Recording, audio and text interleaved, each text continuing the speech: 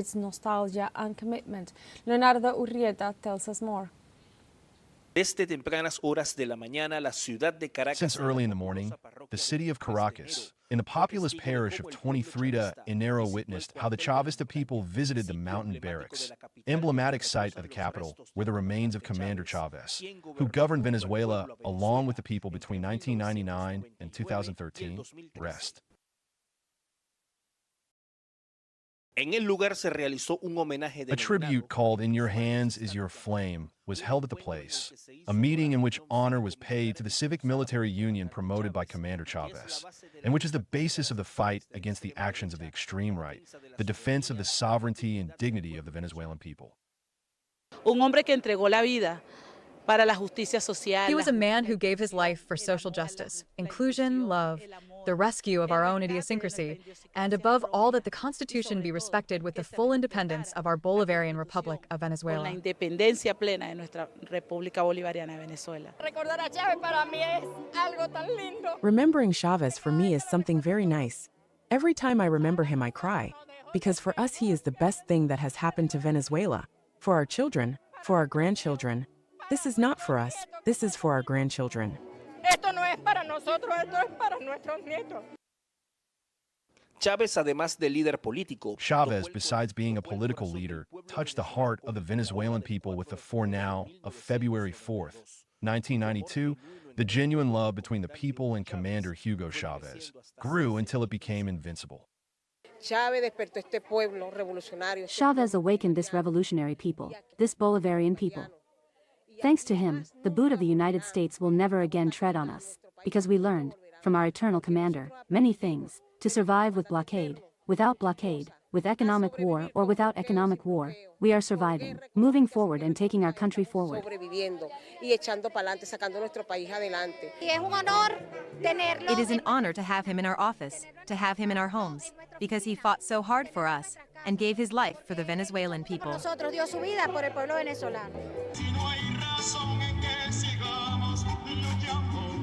Hugo Chavez fue el pionero en América Latina y el Caribe en levantar. Hugo Chavez was the pioneer in Latin America and the Caribbean in raising the flags in the defense of women, whose protagonism made women of the world and the continent feel visible and included in the project for the development of programs that benefit the population.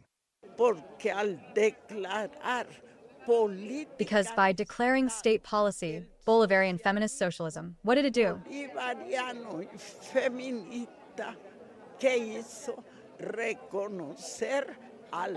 To recognize the human race, that we are the women and men of the world.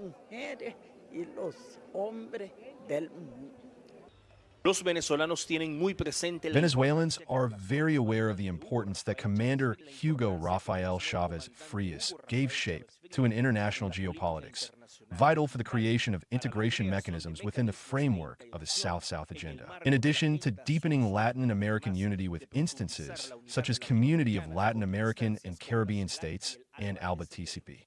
But we must also remember him as a man who always wanted the union of all the peoples of the Americas to build and create a great power. Chavez continues to be a key symbol for the struggles of the peoples of the world. His geostrategic vision in favor of safeguarding humanity and love of neighbor is recognized by national and international popular movements and organizations. This people will never forget the president who gave back the smile and dignity to Venezuelans. En la Cámara de Jesús Romero y Carlos Quintero, Leonardo Urrieta, teleSUR, Caracas, Venezuela. And in Bolivia was announced that the Oruro Carnival in economic terms surpassed initial expectations by nearing $70 million. Our correspondent Freddy Morales brings us the details. The preliminary report on the economic and visitor movement generated by the Oruro Carnival exceeded the organizers' expectations. We had estimated in surpassing the 400,000 spectators for the Carnival of Oruro. It has been surpassed. We have an estimated 500,000 spectators who have participated in this bicentennial carnival, which has generated an approximate income of 450 million Bolivian pesos. El informe señala que se superó en un 30%. The report states that the number of visitors and economic movement was 30% higher than last year. These data do not include data on the formal economy, which include handicrafts, food, music, artists' contracts, informal commerce, hairstylists, makeup artists, advertising, hairdressers, and gastronomy, which are the other services that are generated during the celebration of the Oruro Carnival. And a new support from UNESCO was announced in favor of this carnival to consolidate this folkloric manifestation as a heritage of the Bolivian state. UNESCO authorized the use of an official logo for the promotion of the carnival. This would be the third recognition that UNESCO has officially developed. The first one has been to declare Oruro an intangible heritage of humanity, the second one in 2003, when it was established as inscribed in the representative list of the cultural and tangible heritage of humanity, and now this recognition granted by UNESCO to consolidate the respect we have for cultural heritage.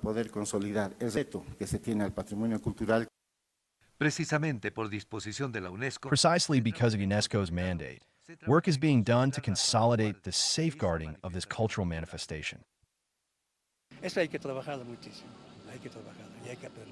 We have to work hard, and we are in that field to safeguard it, because the only thing that safeguarding asks of us is that the cultural protection issue is recreated and transmitted to the new generations. If we have the satisfaction of being able to enjoy it, our children can also enjoy it. La mayor atracción del Carnaval de Oruro es la llamada peregrinación. The main attraction of the Oruro Carnival is the so-called pilgrimage that takes place on Carnival Saturday, with a parade of 50 folkloric groups, made up of more than 50,000 dancers and 18,000 musicians in devotion to the Virgin of Candelaria, whose image is considered miraculous. The 20 most popular and traditional dances of this country are performed in this pilgrimage. Freddy Morales, teleSUR, Bolivia. In other news, the Kenyan Peasants League is once again trying to prevent the introduction of genetically modified food and seeds into Kenya through the court system. Oscar Epelda with the details. They challenged the sudden lifting of the ban on genetically modified food when William Ruto became president of Kenya in 2022. 2 years later, they were still waiting for the trial to begin.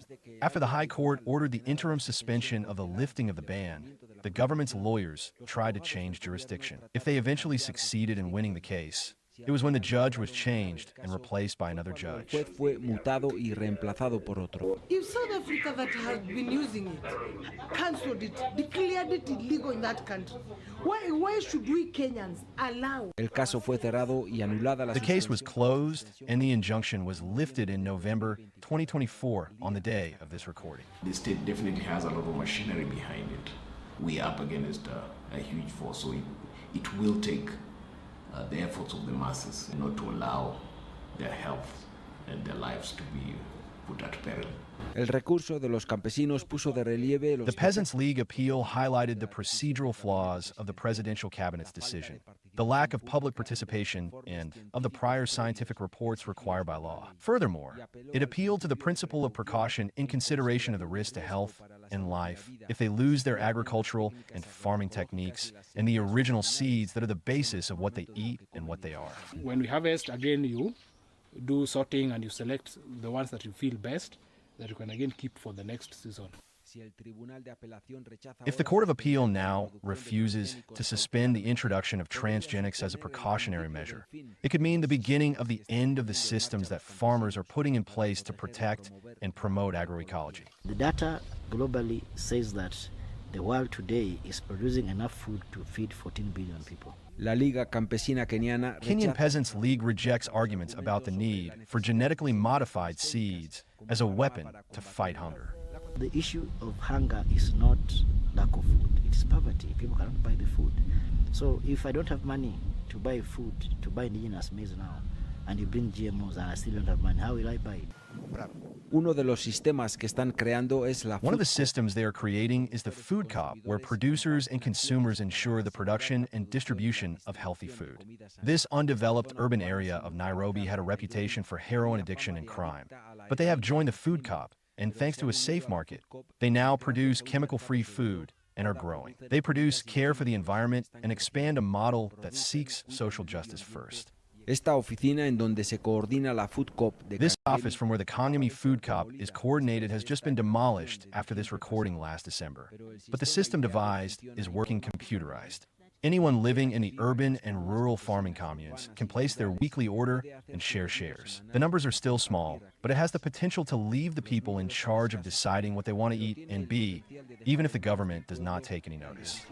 Son dos modelos confrontados e incompatibles. These are two confronted and incompatible models. Transgenic seeds accompanied by other legislations that promote mechanized agriculture, cornering the rights of peasants versus agroecology, adapted to the climate crisis, in theory able to feed everyone by cooling the planet. Desde Kenia, Oscar Repelde para teleSUR. And Venezuelans spread out all over the country to pay tribute to Supreme Leader Commander Rafael Chavez Frias on the 12th anniversary of his physical departure amidst nostalgia and commitment.